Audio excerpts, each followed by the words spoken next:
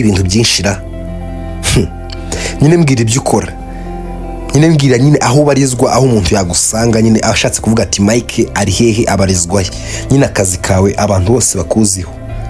Ati okay, nimba ari ibyo rero Serine, njye nyine ibintu nkora, njye ngurisha amazu tu, njye ngura amazu, namara kuyagura ari menshi nkayereka abantu bayashima bakaza bakayatwara. Ati ndumva nanjye nzaza ndetse ukampinza uti kuko umukobwa umeze nkawe, umukobwa mwiza gutyo kuko namwima iki, nta kibazo rwose nukenera uzaze nyiguhe. Mike ubwo suri seriye? Ati of course I'm serious, kereka bwo we nimba wankinishaga. Ati nikeneraga yari joke da, ibaze kweri, ibaze ngo mfite inzu Serine, byaba bitangaje rwose.